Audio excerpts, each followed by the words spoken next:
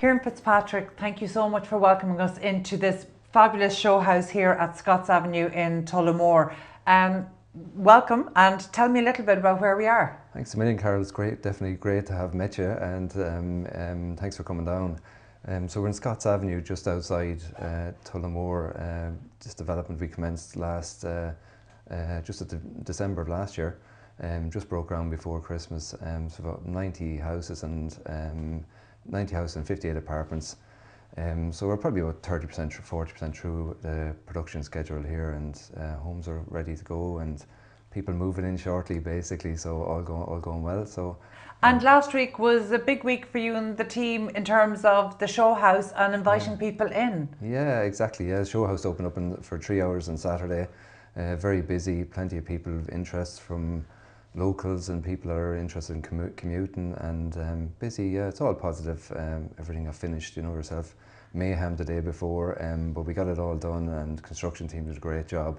And yeah, very good, very happy, plenty of interest. Well, it looks fabulous. So I would suggest to anybody, if they're listening on Spotify, jump over to YouTube and you'll get to take a look at the show house, but also jump over to TikTok, and Katie will do a bit of a round the house tour for people to take a look.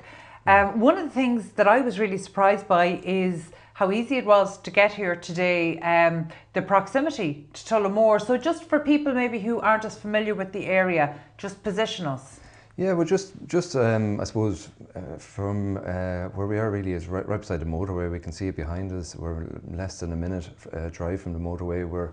We like these kind of locations where you have good access. So if people are commuting, which a lot of people are, working from home, they can travel up to whether it's Dublin or Galway. You can head east or west, but also we're probably 10 minutes from the town walking. So we're a couple of minutes drive into town. We like these, you can have a good quality of life. A nice, decent sized house is over 1,300 square foot, 3 beds. So plenty of room for working from home, plenty of room for kids, and good location, close to the town, and nice area. So it ticked a lot of boxes for us, really. And the people who came through the doors last weekend, well, first of all, did you have many people through the doors? Yeah, we had plenty of people coming through the doors. We were open for 3 hours, so we had, I don't know what the exact number were, but it was busy. Anyway, the show houses were busy for the 3 hours, and good positive mix of people. Yeah, what kind of demographic were they coming from? Because I can absolutely see this would be a home that would appeal to first-time buyers, but in the current market, is it beyond first-time buyers? Are you looking at people maybe who have been in apartments in the town? What kind of people were coming through the door? No, it was a mix. There was first-time buyers. We had families. We had a very good mix. Like we're starting here at around 380,000 euros. So they're big houses. But definitely we had a very good mix. We have the hospital, which is a massive supplier, right behind us. Again, we can see it from the site. We have a walkway from the site through to the hospital, the back of the hospital. So we obviously had staff from there who are very interested, and so yeah, a mix, kind of what you would expect in a location like this. Before we started recording, I mentioned to you, which probably not many people would know, because it's definitely, it was a short period of time, but I did live in Tullamore myself about 20 years ago. Yeah. So actually could be closer to 25 years ago. Right. Long time ago, only for 6 months when I was working on delivering a contract. So the town at that time, it was always a busy town, a busy market town, and during the crash I remember driving through and it had changed. There was retail had closed down, it wasn't as busy, and you were just talking about actually even since COVID it's changed. So tell me, for people maybe like me who haven't been in and around Tullamore in the last decade and 2 decades, what's going on in the town in terms of business and commerce as well? Yeah, I think it's probably going back the other way, probably the way it was, I suppose, pre-crash. A lot of these towns around the Midlands kind of reversed in terms of business, and a lot of people emigrated, and there wasn't as much activity around the towns. But we're seeing in all these Midland towns, they're coming back now, and a lot of them are back. And Tullamore is a good example. Plenty of business going on, plenty of real vibrancy in and around the town. If you walk around in the town, you'll see it. And I suppose what we do typically, if we're looking at land or looking at developments where you're committing to a number of years, we'll come down. If we like the site, it's one thing, but it's very important we go into town, we have a good walk around, go into the coffee shops, and you can very quickly see Tullamore. There's a lot of activity there, nice place to live. So we find it just from our perspective, we couldn't see how houses wouldn't sell here. So there's a lot going on, lovely area, and so we're very comfortable with it, really. Now, what I'm taking from that answer is I'm straight away thinking that's how you suss out maybe your development areas, because in the digital age where so many development decisions would be based off reading local area plans. Yeah. Tell me a little bit, because I'm not sure if people are familiar with the company and the backstory of your company. How long are you established as a developer? As a developer, we started house building seriously in 2020. So before that, we moved into construction in 2013. But what we were probably involved with then was buying existing properties, mainly in around Dublin. So we used to buy existing properties, renovate them, rent them out, or resell them. So we were pretty good at that. We used to buy and flip basically, or buy and hold in terms of rental property. So we did that for a number of years. And this one, when the market was just coming right, or I suppose when everyone was post-crash and the market was starting to pick up. So I suppose for an entry point for us, what we thought would be a good idea was just remove any planning risk, buy existing properties. We used to buy them on a Friday. We'd been renovating them on a Monday morning, do it as quick as we can, and we used to do best quality we could do, I suppose. And we'd make a decision then whether to rent it out or whether the property's potentially resold.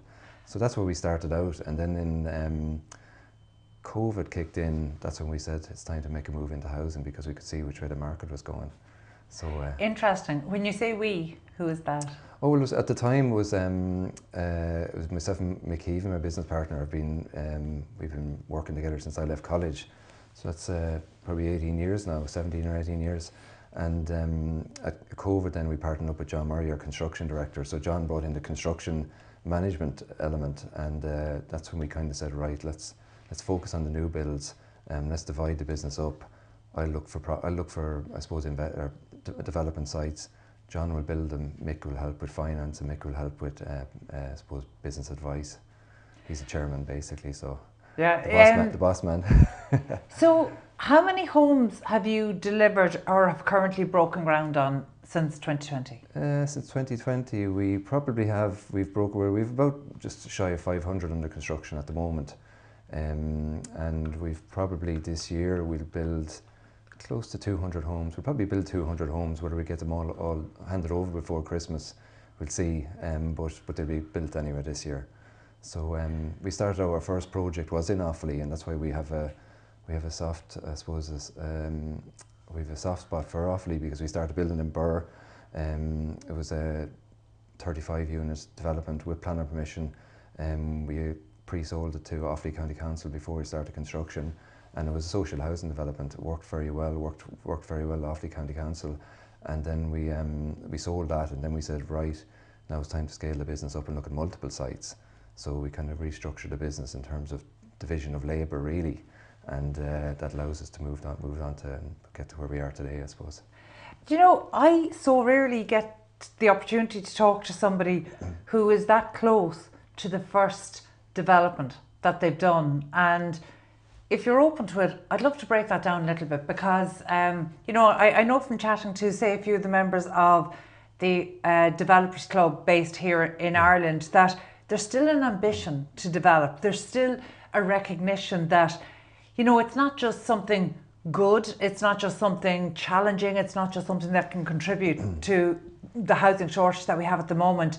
There's something very exciting to be involved in a project and spearhead this project coming out of the ground. I know you've done it, but it's a huge undertaking that I think established developers kind of after a certain amount of time, they forget what a huge undertaking maybe that very first one was. So can I take you back, notwithstanding the investment that you were doing across Dublin, can I take you back to the first development then that you undertook in Burr? So, you know, I fully understand the concept there of, and the reasoning for lessening the planning risk, but I'm thinking in 2020, even though we would have had, you know, maybe some uncertainty around COVID. In the middle of it, 100%. Yeah, but you're still talking about a site with planning, so I presume a site available at some bit of a premium?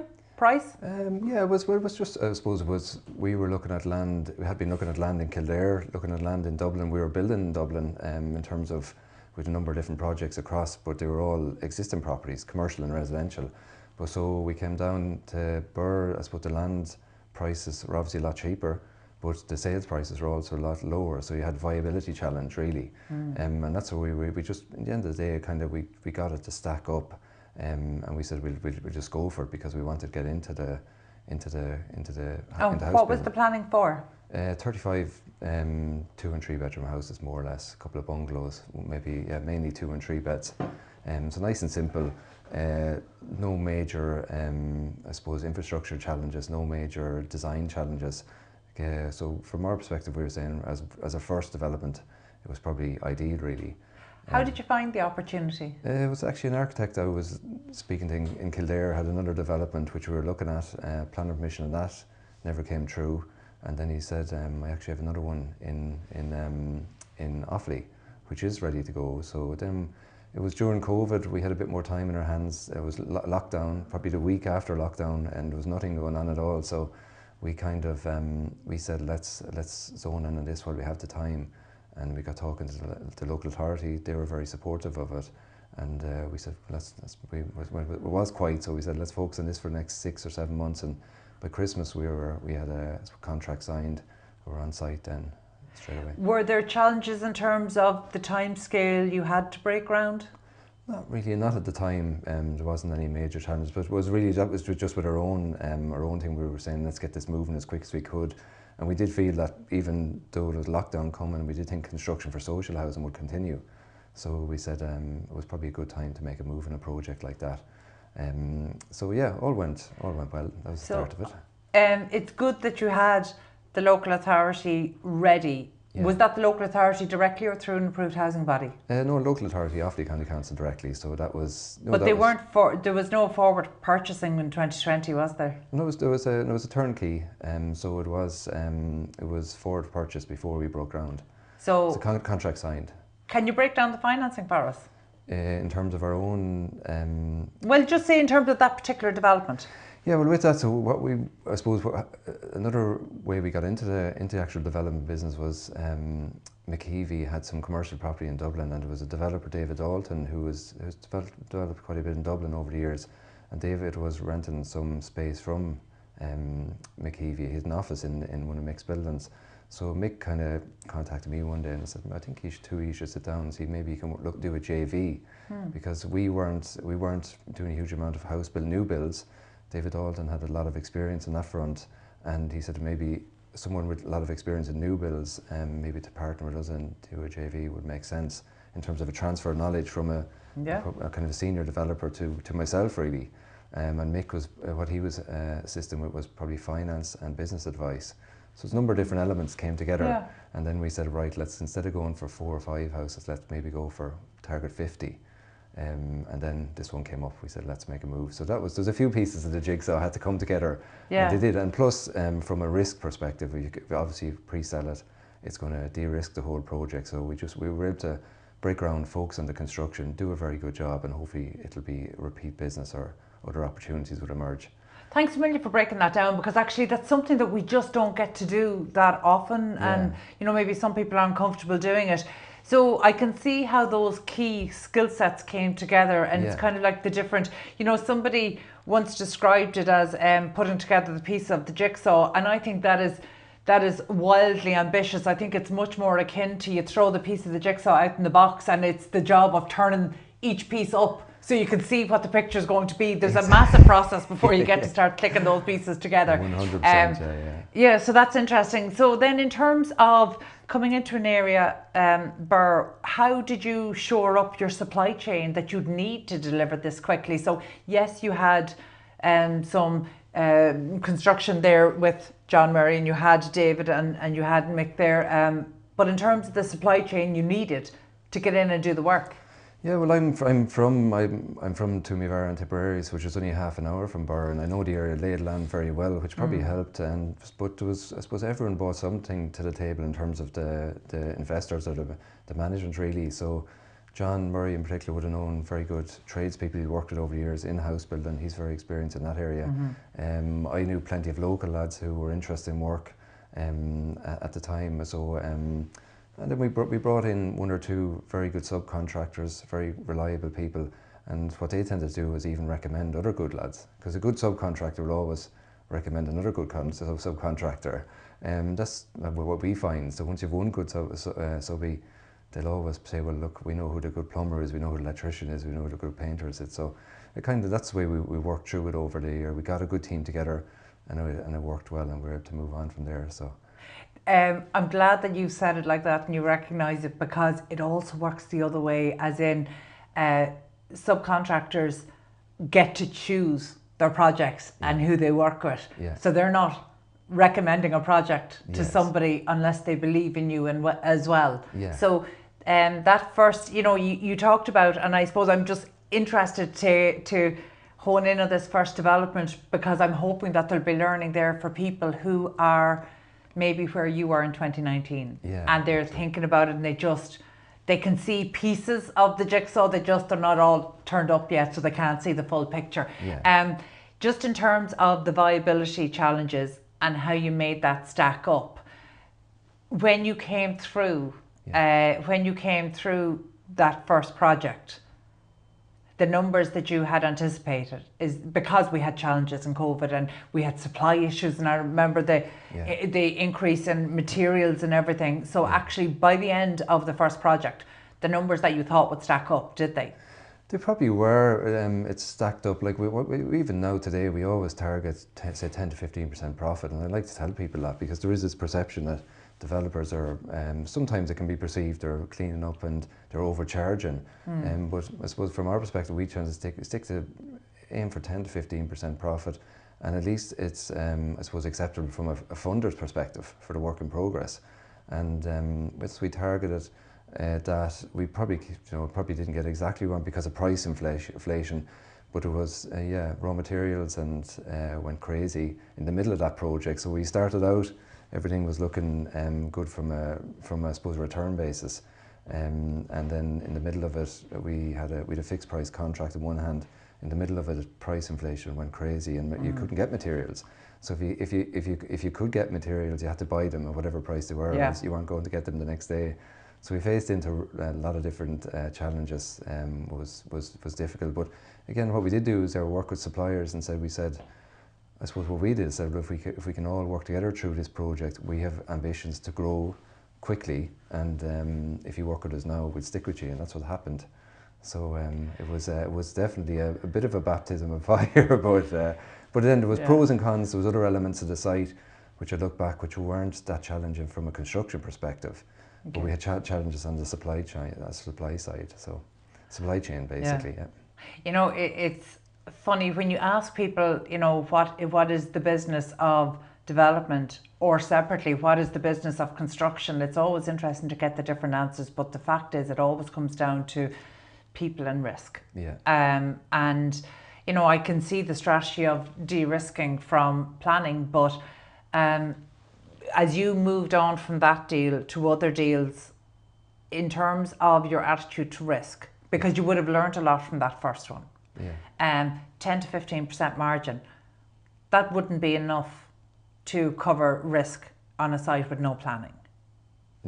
So to kind of take us through some of the deals that followed, or some of the development projects that followed. Well, I suppose, but I'm probably lucky. Mick Heavey Mick is 26 years older than me, and a lot more, I suppose, experience in terms of business, and very ambitious as well. So he was kind of encouraging me. He said, look, let's do one project, and if that works very well, we can scale this up quickly. So what we sounds like he might have been testing you too. 100%. If the first one didn't go well, it wouldn't maybe there wouldn't be too many more, but like that. So that was our focus. Let's do one project very well. After that, we kind of we didn't plan too much during that period. It was 18 months building them units out, and we said but coming up to the end of the project, we sat down and we said, let's go for 3 or 4 sites, and we can do it, which is pretty ambitious going from 1 to 3 or 4. So we agreed land for 90 units with planning permission in Baltinglass in Wicklow. We say a project very close to here was the next one. 35 units in Moat County, Westmeath. We said agreed a site down in Cork, 17 units, planning permission again in place, and they were kind of our next three projects. So did they run concurrently? we bought them all more or less at the same time, yeah. So we said let's go from 1 tree. So we were None of them had planning? all planning in place. Oh, sorry, all of the planning in place. Shovel sorry. ready basically. So what we said, let's go from 35 to 150 or 200 as quick as we can, and that's what we did. And also it took a bit of time to get them projects, obviously break ground in each one of them, but they're all at the back end of each project. All them homes are sold or contracted now at this stage, and we'll come to the back end. Moat has been completed, Baldon Glass will be finished in Q1 next year, Cork will be finished in January as well. So how did your supply chain, how did you expand your supply chain because you were going in different geographical directions? Yeah, well, I suppose what we did there in some of our subcontract, Moat is close to here, close to Burr where we were building, Baldon Glass maybe an hour from up in the other direction. So we did two things. We recruited first of all, so we tried to recruit good, say foremen or site managers or people with different expertise in the construction trade. We recruited them, and then we went to obviously bought different materials, supply chain will change in each location.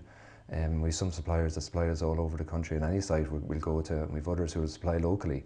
So it was a bit of both. Where each one we go, we try find someone good and reliable to manage the site, and then we'll bring in a couple of people with them. So again, it was challenging, but probably I think moving from one to three was difficult. But what we're trying to do now in terms of scaling up, I think would be easier, because we know what we're doing.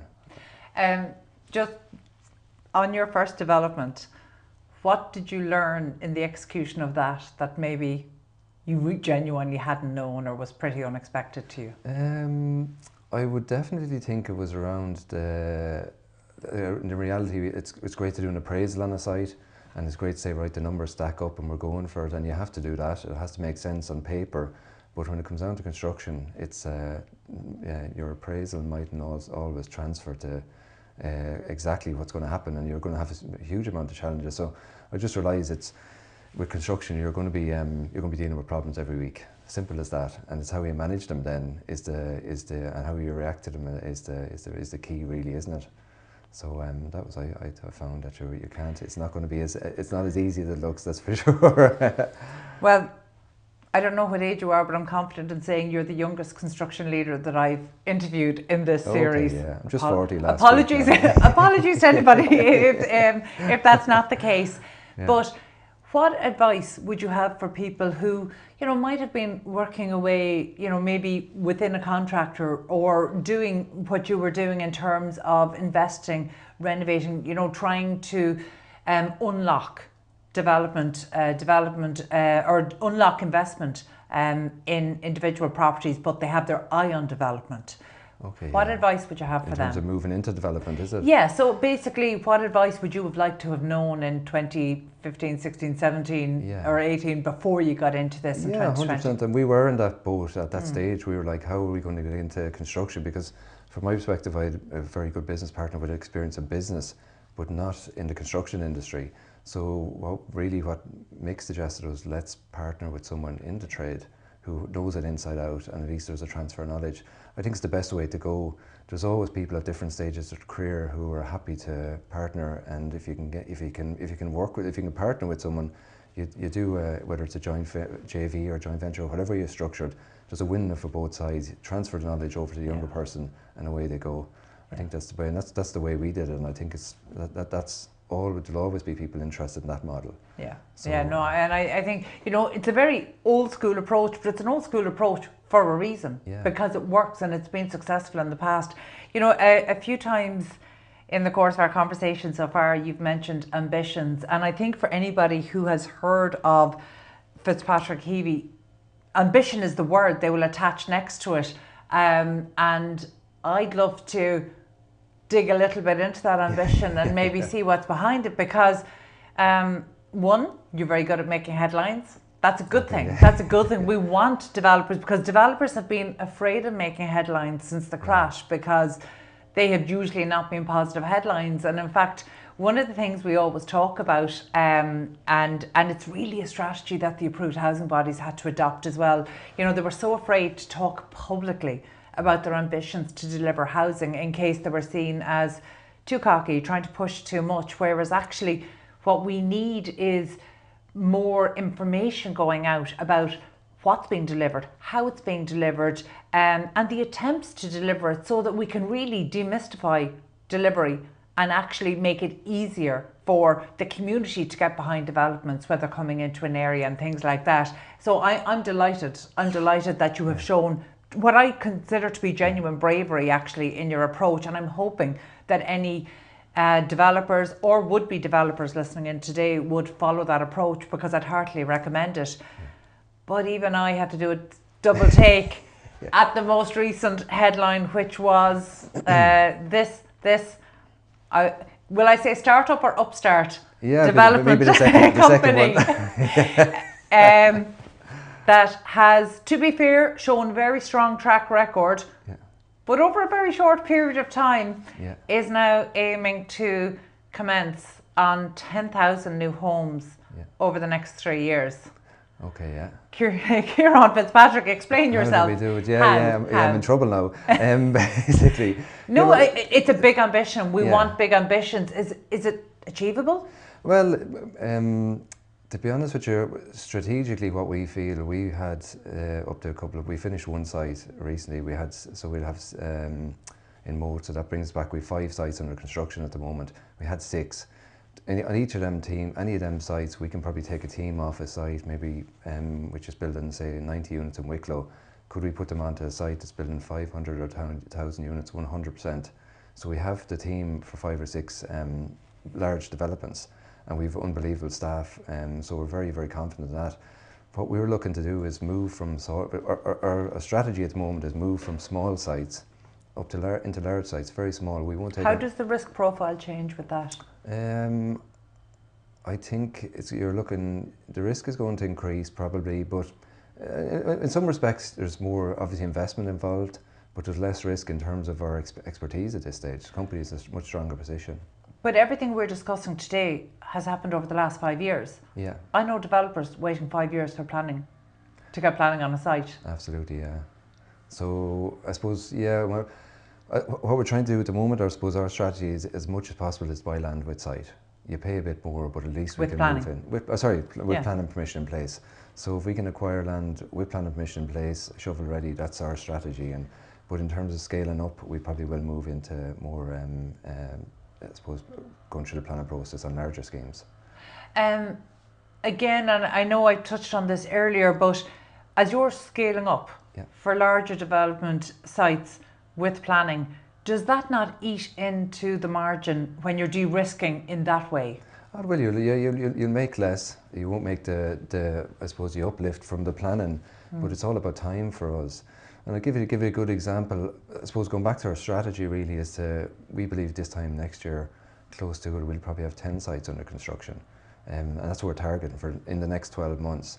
And geographically, where are they? Basically scattered everywhere, and we want that in particular. We do like working, it is logistically, it's ideal to be building in Westmeath close by and in Offaly, which is next door, but we do want to have that be spread nationwide as well, because if we're thinking long-term expansion, it'll be very useful if we have very good teams in the west, in the east, the north and south of the country. So what we're planning to do is get 10 sites under construction, as big as we can go, and then allows, hopefully, if we have, again, 500, 1,000 units, or land for that at least, we can get on site, start building, and work through it over a number of years. So it's a multi-year development, and we can just start construction and don't stop. So that's our plan around the 10,000 units, where that's coming from. So give you one example up in Cavan, which we're breaking ground on Monday morning. There's 90 acres of zoned land. We have a very good relationship, and I suppose we're cooperating with one landowner, and we've planned permission for 150 units for the first 150 homes. So we can get onto that site, start building these 150 homes Monday morning, and at the same time we can then work with the landowner and plan the next stage. There's 300 or 400 houses, plan the stage after that. So ideally the planning will keep ahead of us. Even with the planning system we have at the moment, it might keep ahead of we're hoping to keep ahead of our production. So you could effectively end up with 1,300, 1,400 homes on that site. So strategically, there's one which we have done, and we'll break ground on Monday morning. Then what we're doing is talking to multiple different landowners around the country who have serious land banks, will allow us to do the same thing. So it's very ambitious, 100%. Everyone knows very ambitious to commence in 10,000 units in 3 years. We definitely need stars to align and a number of things to happen to enable us to do that. So that's what we're hoping to do. Well, you need the stars to align, but you need the zeros to align as well. Yeah. How has the funding model evolved over the last 5 years? Yes, it's changed. We have multiple different lenders we're dealing with. Bank of Ireland are on this side in Tullamore. We're working with Finance Fair down in Cork, Ard Cairn in our site in Burr. I suppose all the main HBFI are up in, they're financing our development up in Cavan. We finished 35 units in Moat, 90 units over in Wicklow. So there's all the main lenders we're dealing with them at this stage.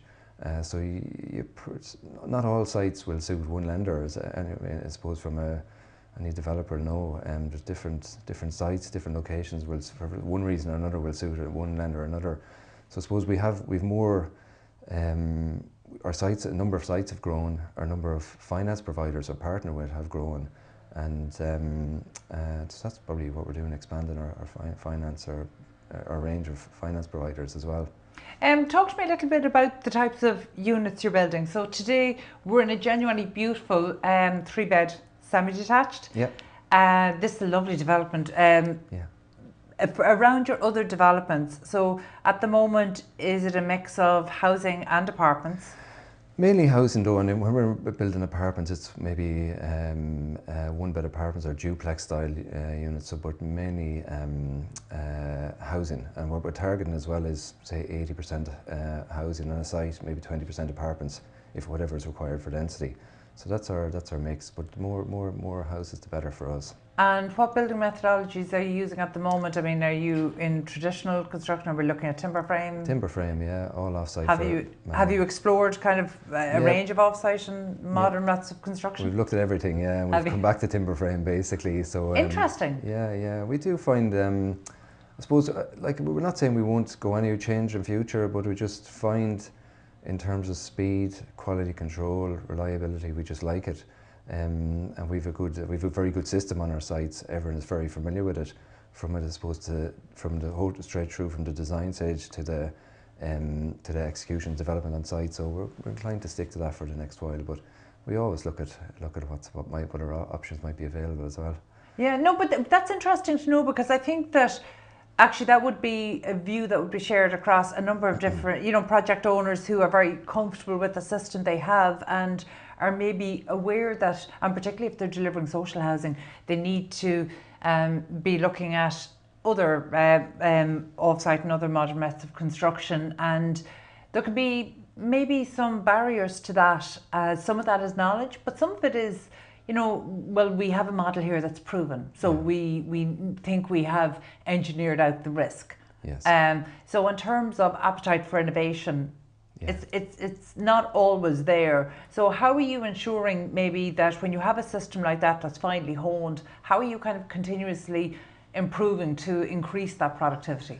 Yeah, well, that's what we do. I suppose we have, as our staff have grown, we brought in some technical staff who in particular would look at that on a daily basis. Yesterday they were looking at different technologies, and they were saying maybe we should look at this. So we review it continuously, that's for sure. But at the moment it's just a matter of, I suppose we've a very good system, and a lot of construction it's a very risky business in reality. A lot of investment risk, there's a lot of construction risk, and sometimes you have to de-risk it. And if you have something that's absolutely bulletproof in terms of you can deliver value for money and deliver quality, it is a big decision to move away from it, unless you can get something else that you're thinking this is bulletproof. So look, you have to move with the times. Well, you can't not change. And for us, we will change. I'm sure there will be big changes in the years ahead, but at the moment it's timber frame for us. But there's plenty of other very good solutions out there, so we'll see what happens. Yeah, no, you're absolutely right. And when you talk about development being, it is a high risk activity. That's just the reality of it. So in fact, good development is good management, good identification of risk, good management of risk. And you know, I can remember 20 years ago somebody explained it to me like the hot potato. You just need to hand it. You need to just hand it over as much as you can. Quickly as possible. Risk development is the hot potato of risk, and you just need to be handing it over as much as you can, as fast as you can. You just need to make sure that you're holding it as little as possible. And that's essentially, and you know, that's the struggle, that's the tension that the supply chain would have as well, and the component suppliers and all would have as well. Absolutely, yeah. What is your view of, say, the policies and the policy environment under which you're trying to deliver housing during a housing crisis? You know, what's your view of current government policy? Yeah, I think overall, like there's been a number of changes. Even last week, in terms of the VAT reduction for apartments, I think there's at this stage there's nearly a catalogue, I suppose, of incentives for whether you're purchasing a property or whether it's cost rental or you're developing a property. So I think I suppose the changes, what's been introduced, is pretty good. I think there's a lot of opportunities, and would I say is there much more, I suppose, in reality, whichever knows, the still slightly tricky part is the planning and the certainty around planning. Like the VAT reduction for apartments, very, very strong. It gives certainty now in terms of, are they viable? Our opinion is 100% they're viable now. So apartment construction is going to increase probably dramatically in the next couple of years because it's coming off a low base. But the other elements which we're finding is the planning and I suppose the areas you can develop, the infrastructure and the planning, and if they can be nailed down, well then we're in business basically from a development perspective, and in terms of getting our housing output to where we need it to be. In terms of planning, have you undertaken any scheme where you've actually had to undertake the planning risk and the planning process? Yeah, absolutely. We have another scheme in Burr, which is 40 houses. This is our third phase in Burr, and that was, so we designed that, went through the planning process, and it's under construction now, probably 70% built. We have another scheme as well, which is going through the planning process, which is another 39 units, probably 80 or 90% through the planning process. Decision due this year. So we're into that whole thing of acquiring land now, and again, something we realised last year, we're going to have to, if we want to scale up to hit the numbers we want to hit, I suppose get to where we want to get, we have to buy a lot of land, bring it through the planning process. So again, you have challenges with that in terms of timescales, but the benefit is when you get planning permission, it's designed for exactly what we want. So we'll have the benefit from a construction perspective. So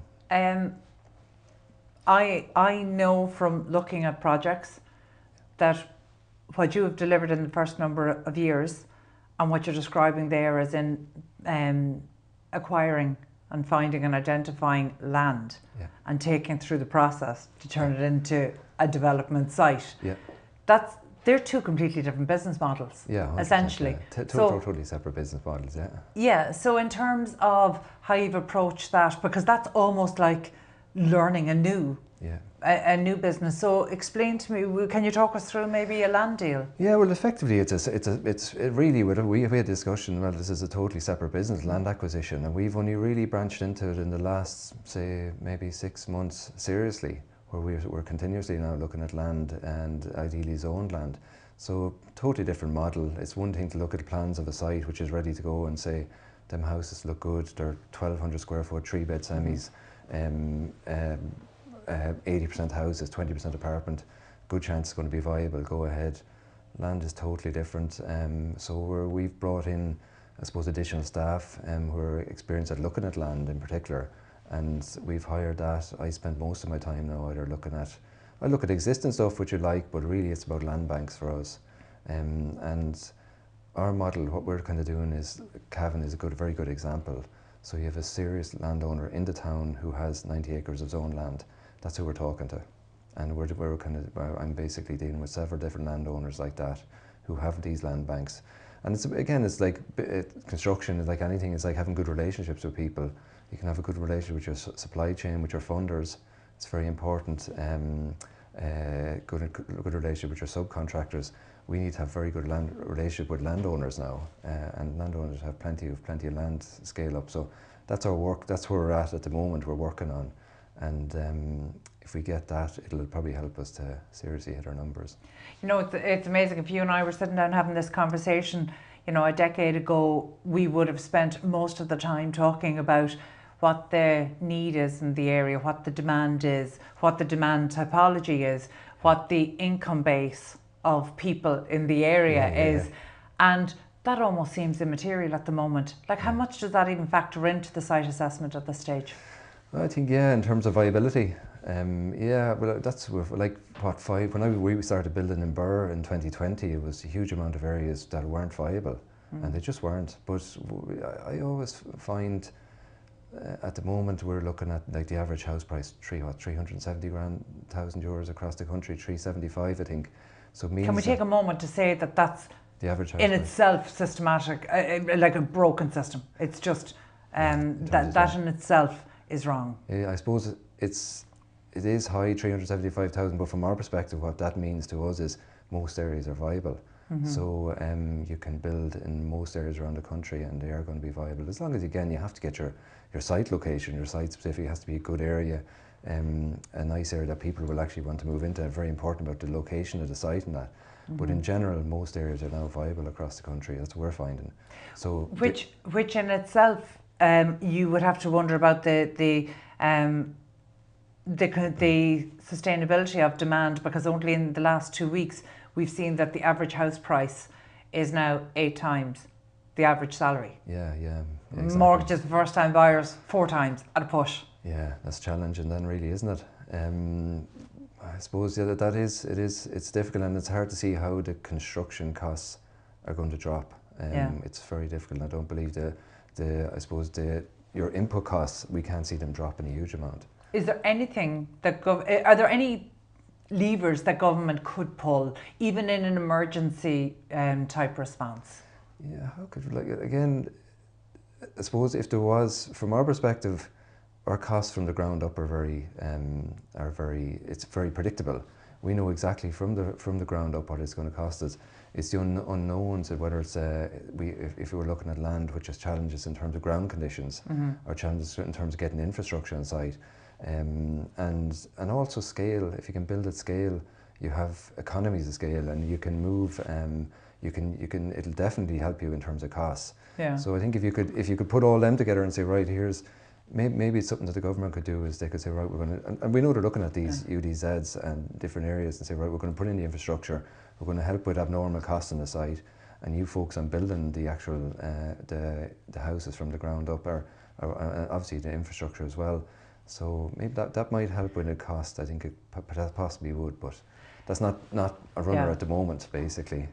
From what we know, the UDZs are really going to play into your wheelhouse in terms of the business model you have and the expertise you have in delivery, because while the planning won't be there, it's very much taking us from developer-led planning to plan-led development. Yeah. So while it doesn't have planning, it's de-risked in terms of planning, because you know what rules apply. Yeah, and you know you're going to get it. To that area. And you know, I'm just reminded of a conversation you and I had a little while ago around residential zoned land tax. And I think, you know, and I'm conscious of time today, and I know we have to wrap up, but I think that it's just an interesting point when we talk about the potential opportunities that still exist.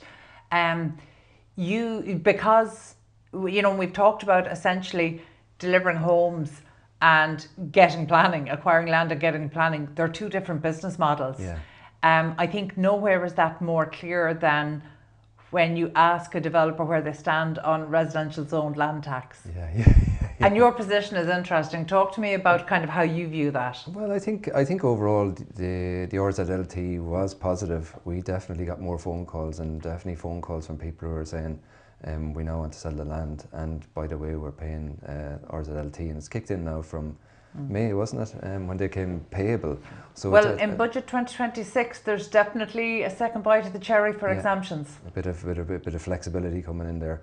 Overall, I think it's it has been positive to get it in.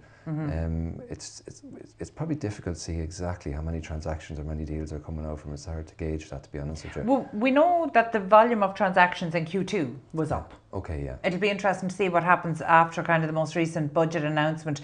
But I think it's interesting because to me it almost seems like a leveler for developers who've come into the market over the past decade, as opposed to those who might have been sitting and acquiring land banks and having challenges in terms of maybe what they would view as ready to go and what revenue would consider ready to go in terms of service. You would imagine the service would be a straightforward definition. It clearly isn't. Yeah, in terms of whether it is falling into the tax bracket or not, really, is the question. Yeah. So in terms of your pipeline, and I'm conscious, I know we do have to finish up today, but I suppose now at this point, I'd love to see if there's any supply chain opportunities around the country for people. So in terms of, you had mentioned kind of maybe up to 10 different locations. Yeah, absolutely. Yeah. What of those do you know, or what of those is kind of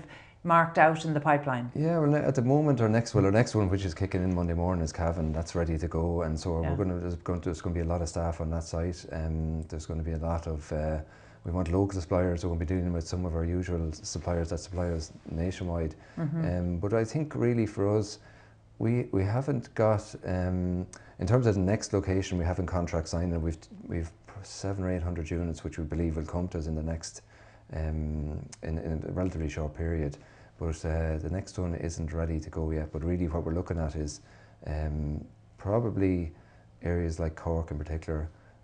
Definitely over the west, more land around the Midlands, and probably closer to Dublin as well. They're probably for us strategically. And in terms of risk and planning, are there areas that you've identified maybe as more ready than others? I believe, I think so, to be honest with you. Like, naturally enough, we're going to probably, we will probably expand. We'll have to probably develop a bit more in Dublin or close to it. Or in the commuter towns, but overall, I think we're as it stands, we're happy with any location as long as we know the land is zoned at the moment, and if some change comes in terms of policy, which allows us to say, well, look, there's an area where we know we'll get planning, we'll probably pivot into that very quickly, no matter where it is, as long as there's sufficient population for sales to support sales. Does that make sense? Yeah, and I suppose kind of I'm conscious that over the last 5 years you've had such a busy 5 years. But you've had a busy 5 years holistically as well. You know, you're based on living in Kildare. You have a young family. And in terms of the challenges that development entails, it's not a 9 to 5. You know, how are you navigating those two worlds? Yeah, well, I'm pretty good for that, to be honest with you. I do keep it, everyone that knows me, I keep it relatively close to 9 to 5. I'm lucky enough with COVID, I started working from home. So 3 young kids, 2, 4 and 7. So it's usually flat out during the day and flat out from 5:05 every day. So the role just changes very quickly. But it's all good, yeah. No, I like working from home. I like to keep a very good balance on that front, 100%. You want to keep, it's nice, it's great to be ambitious and be chasing work, but it's also, family life is number one for me, 100%. So no, all that's... so work is your relief, is your downtime? Oh, yeah, absolutely, yeah. That's what my wife sometimes says, that I'm saying I'm going to work, and she knows that I love it, so it's... Right, it's not that stressful. Final question. Your 3 children, would you recommend a career in construction and or development? I definitely would. I'd love to see some of them going into it, but it's not always the case that they will follow into it. But I think there's great opportunities in construction for everyone at the moment, and it's really coming into a time where there's going to be huge job opportunities. Apartment construction is going to kick back in. Commercial will kick back in for sure at some stage. So it's not really firing on all cylinders, the construction market, but it's going to come. So it's a great time for people to look at jobs in the industry for sure.